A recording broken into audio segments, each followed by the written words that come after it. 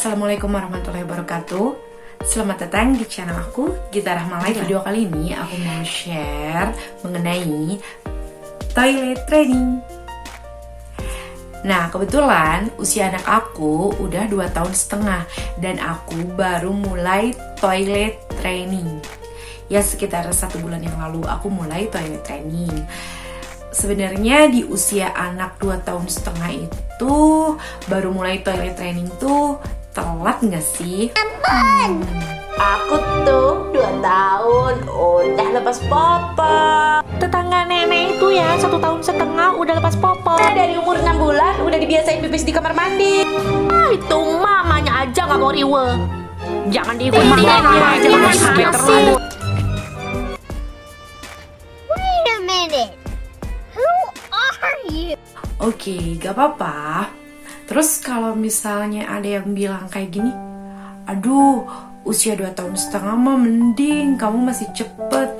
Anak aku tuh usia... Anak aku ini gimana? Udah 3 tahun belum lepas popo. Terus di sindir ke keluarga, ku tetangga, sasaha. Anak aku udah 4 tahun ini udah mau sekolah tapi belum lepas popok juga. Bete dong teteh mah. Aku tuh anak aku kalau sama pipis harus ada di popok. Udah SD juga.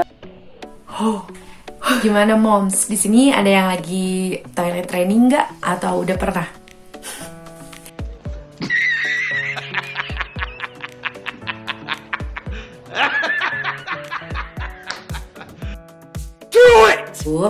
Di sini aku mau sharing beberapa langkah yang aku lakuin saat aku mau melakukan toilet training. Yang pertama yang aku lakuin adalah target dan kesiapan. Ya udah deh, nanti di usia 2 tahun setengah aku siap. Aku target misalnya nih, anak aku udah 2 tahun setengah. Aku target nih, minggu depan mulai. Minggu depan aku bakal coba toilet training itu. Dan aku siap kayak gitu. Jadi dalam hati udah kayak aku siap dengan segala keriuhannya. Yang kedua, komunikasi dan afirmasi. Karena aku targetnya di umur 2 tahun setengah, dari awal emang udah ditarget di umur segitu. Karena biar di masa sapih sama toilet training itu ada jarak gitu. Karena kan ketika anak disapih juga butuh adaptasi ya. Ini aku udah nggak mimi lagi nih, udah nggak nenek lagi nih di ibu. Terus kan dianya juga jadi kayak ada sesuatu yang hilang gitu. Ditambah harus adaptasi juga dengan lepas popok, kasihan gitu. Jadi makanya aku pilih di usia 2 tahun setengah. Sebenarnya itu pilihan bebas mau di usia berapapun. Saat mendekati usia 2 tahun setengah itu, aku selalu dan sering banget komunikasi sama anak aku. Contoh misalnya, adek, nanti di usia 2 tahun setengah adek pipisnya sama pupnya di kamar mandi ya. Terus anakku tuh bilang, Ya ibu. padahal aku tahu dia tuh nggak ngerti gimana maksudnya. Nah, di satu ketika misalnya ibunya mau pipis atau sakit perut, bilang nih ke anak aku tuh bilang, Dek, ibu mau pipis, ibu mau pup misalnya. Nanti ada juga kayak gitu, kalau misalnya mau pipis sama pup nggak di pampers lagi, nggak di popok lagi, tapi di kamar mandi. Tuh lihat, kakak ini udah pipisnya di kamar mandi karena kakak udah gede. Kalau udah gede harus udah mandiri, pipisnya udah di kamar mandi. Kata anakku, oh Ya ibu. dia jawab kayak gitu. Berarti kan itu udah ada komunikasi 2 arah ya. Jadi anak udah tahu apa yang disampaikan ibunya. Jadi aku makin enak tuh ngasih taunya. Setiap hari aku lakuin komunikasi kayak gitu. Terus aja ngobrol sama anak gitu. Ketika dia tidur, itu dikasih afirmasi aja. Contoh, nanti 1 minggu lagi ada siap ya untuk pipis di kamar mandi. Ketika dia lagi main, beraktivitas lainnya, kalau dia mandi atau dia lagi didandanin, itu kan lagi dipakein popok. Ini bentar lagi dilepas ya popoknya, kayak gitu-gitu. Pokoknya dikasih kata-kata yang menjurus kalau dia itu mau lepas popok. Jadi si anak akan ngerasa lebih siap dan tahu, oh iya ini tuh yang sering dikatain ibu, dan lama-lama bakal masuk alam bawah sadarnya. Jadi dia lebih siap. Nah, yang ketiga yang aku lakuin adalah bacain buku. ada banyak buku yang bisa menjadi media untuk menyampaikan pesan yang ingin kita sampaikan kepada si anak. Kan di dalam buku itu biasanya suka ada gambar, suka ada ceritanya yang asik gitu. Jadi ada figur yang bisa dia lihat. Contoh ini bukunya bagus banget ya, dari Sakina Family. Ada Putri Kamila belajar adab toilet. Di sini tuh ada cerita tentang si Putri Kamila ini yang sedang belajar adab toilet. Aku rutin untuk membacakan buku ini ke anak aku dari umur dia 1 tahun. Jadi udah tahu nih, Putri Kamila juga dia pipisnya di kamar mandi, dia pupnya di kamar mandi. Caranya gini. Jadi dia lebih tahu gitu, bisa lebih mandirinya lebih cepet gitu karena dia udah punya figur, udah punya yang dia senengin gitu. Lihat contoh si Putri Kamila itu salah satu yang bisa aku contohin ke dia. Selanjutnya yang keempat, mulai. Ya kalau nggak dimulai ya gimana? Bisa aja jadi molor targetnya. Nah sekarang jangan ya, tapi ini targetnya gitu. Yaudah deh, mulai. Besoknya aku mulai lepas popoknya dari pagi, siang, dan sore langsung. Aku lepas langsung, bahkan malam pun aku coba lepas.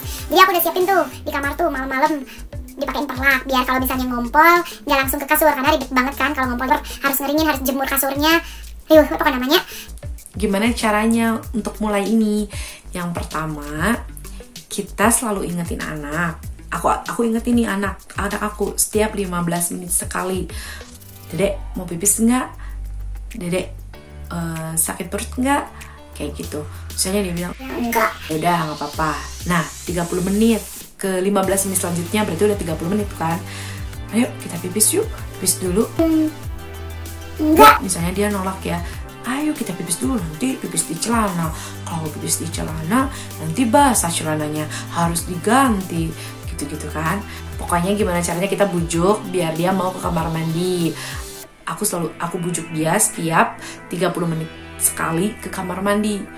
Mau tuh dia ke kamar mandi, udah mau ke kamar mandi, misalnya dia masih belum pipis, nggak adaan. Ibu keras. Gak apa-apa, ibu tungguin. Sok, ibu tungguin. Itu ibu ada. Kata dia gitu. Nah, kalau udah kayak gitu, berarti dia udah mau pipis tuh kan di kamar mandi, di WC. Aku kebetulan pakai WC-nya masih jongkok, jadi aku nggak pakai si poti dan aku juga nggak pakai kelodi.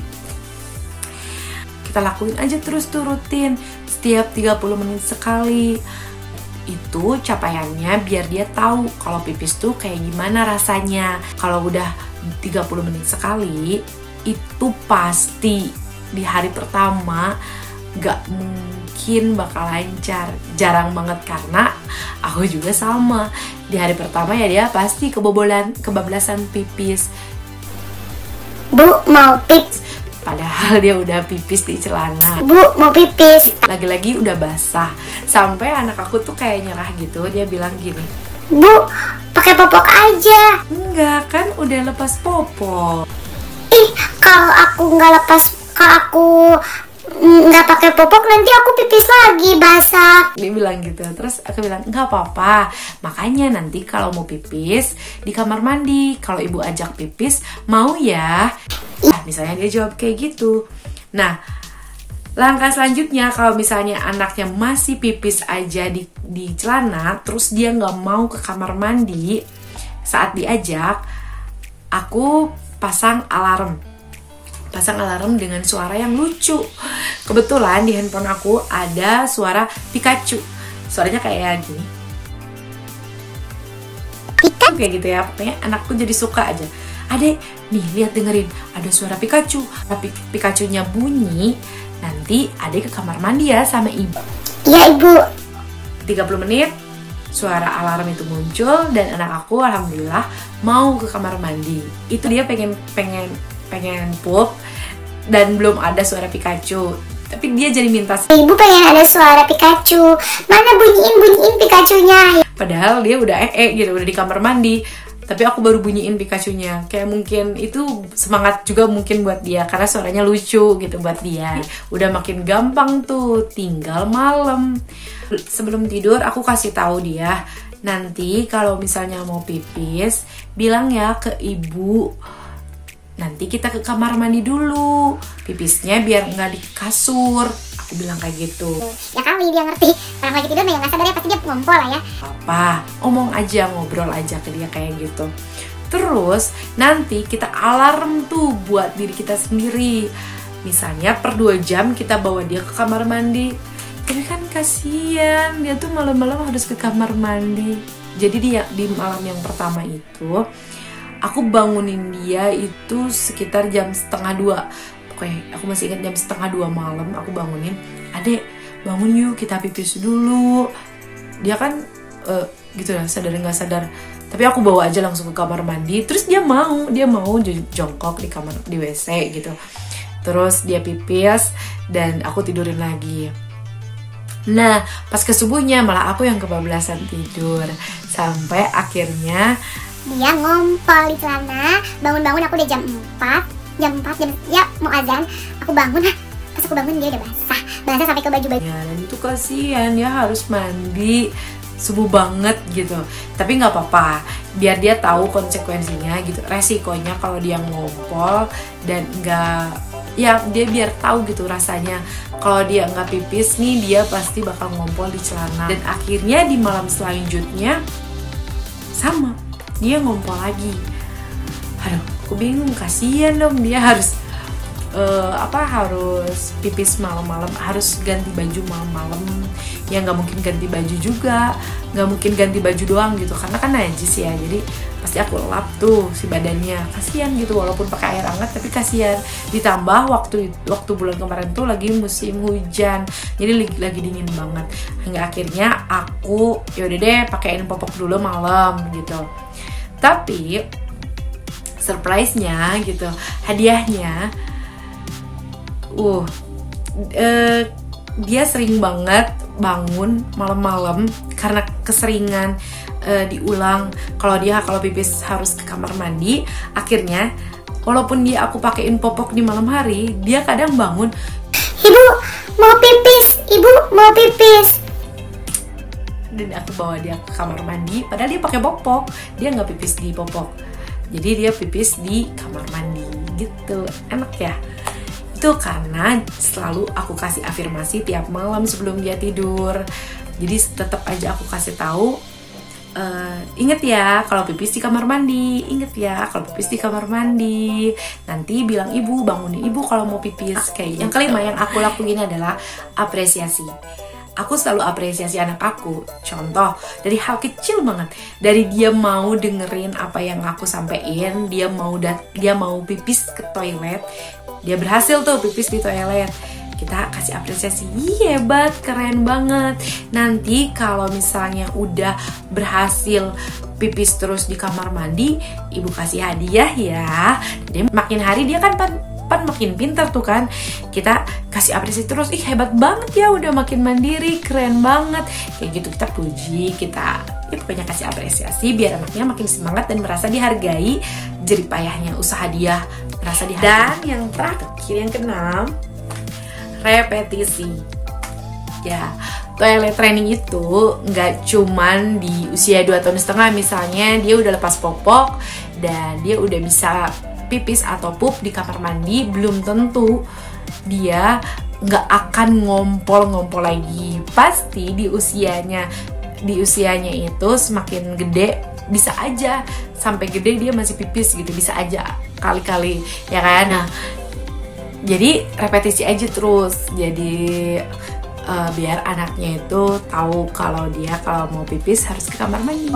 Nah, segitu aja langkah-langkah dari pengalaman pribadiku untuk toilet training anakku. Semoga videonya bermanfaat. Jangan lupa subscribe.